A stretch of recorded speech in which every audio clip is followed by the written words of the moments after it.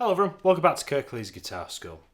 So one of the most common complaints that students coming into the studio using their loopers tell me about is that they can never seem to get the loops sounding consistent, and there's always like an obvious stitch that's holding either end of the loop together.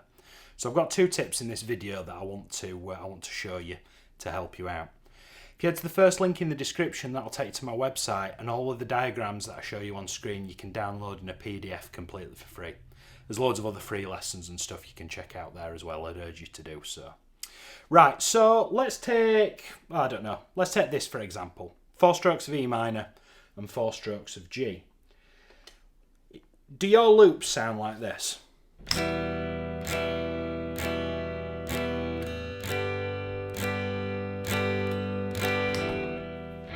So let's just listen to that.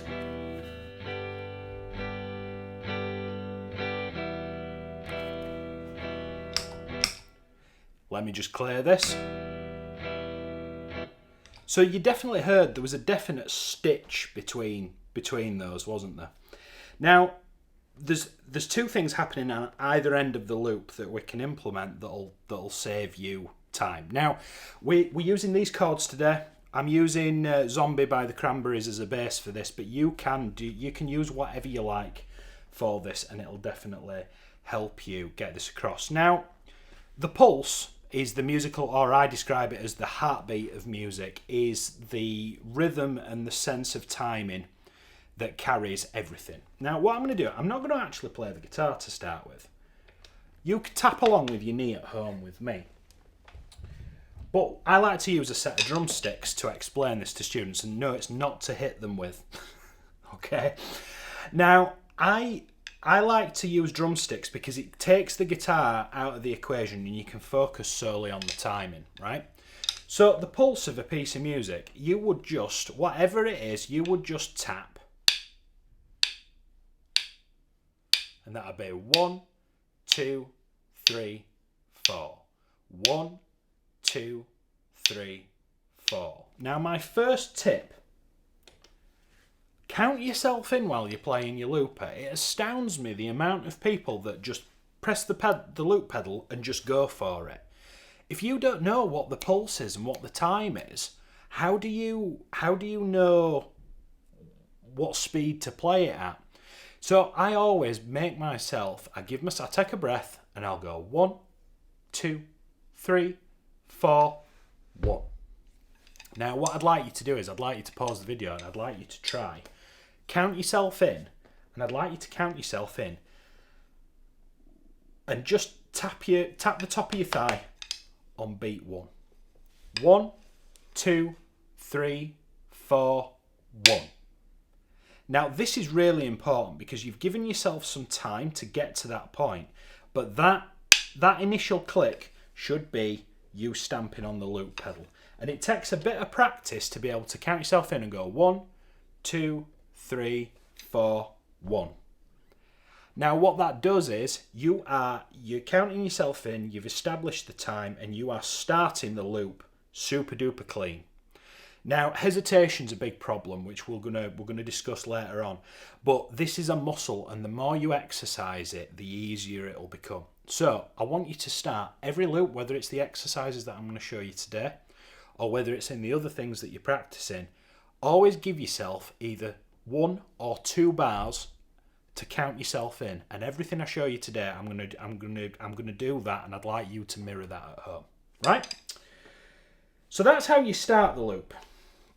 So if we're just tapping on his thighs, and then I'll pick the guitar back up. So I'll count you in, and I want you to tap these notes along with me, okay? 1, 2, 3, 4. 1, 2, 3, 4. 1, 2, 3, 4. Great, that's your loop. Well, what that does is that presents the second problem that I showed you at the beginning of the video. 9 out of 10 people that are beginners using loop pedals will always finish their loops prematurely. They will never see the full loop to fruition. Just as we started in a really good place, we need to end in a really good place as well. Now I've got a little trick to show you for this. Now, Exercise 2 is just the same as exercise 1 on the PDF. We've got the 4 strokes. You can use E minor for this example if you want. But I want you to imagine there's an extra bar that comes at the end of the loop on beat 1. And just as we started, I'd like you to stomp in the same manner. So if I was playing this loop, I would count myself in. I'd go 1, 2, 3, 4, 1, 2, 3, 4, 1, 2, 3, 4, 1. So I stomped here and listen to the loop. Coming to the end now. There's no audible gap there, is there? Now, got to clear my loop again. So I want you to get used to, on beat 1 of the very first beat of your sequence and beat 1 of the following bar at the end of your sequence, highlighted in red, I'd like you to get used to the idea of stomping and trying to remove all that hesitation. It's reps and sets. You've just got to keep doing it, and you might be better sat down, you might be better stood up. It always wants to be done with your foot. Don't be trying to do it with the looper pedal on the desk. You'll never get there in time. So that's all well and good in principle. How can you practice this at home? Well, I'd take to start with an E minor and a G chord. So let's do it in real time.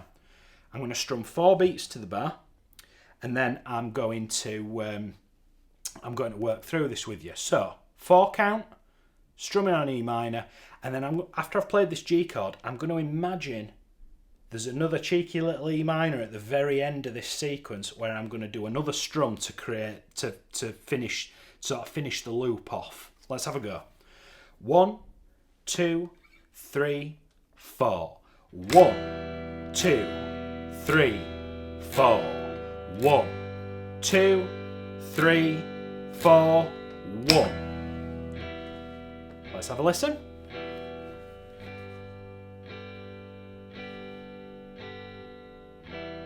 I didn't hear a stitch there at all. Again, clear my loop. Now, it might seem really juvenile using single downstrokes, but you need to exercise the muscle in you're practicing your timing here, you're not practicing guitar. But by proxy, this will enable you to use a loop pedal to practice more difficult concepts, but it'll also give you the opportunity to loop other things, but doing it in a musical way. You know, we're better connected than ever as a society, but we're also equally as isolated, aren't we? The internet gives us these great things, but now we barely go out and speak to each other, do we?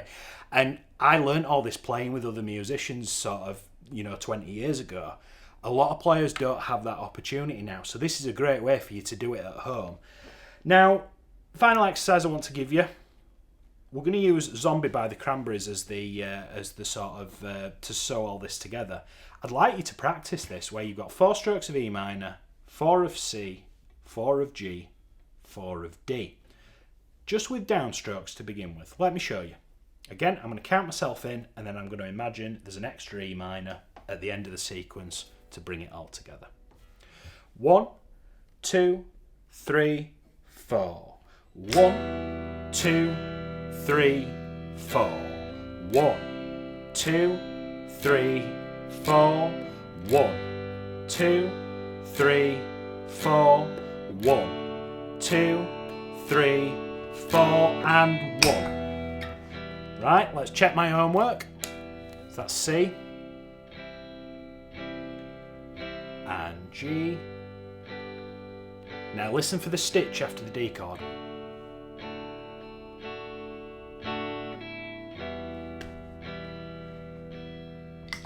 So looking at that then, where do you go from there? And it might sound like really, really straightforward this.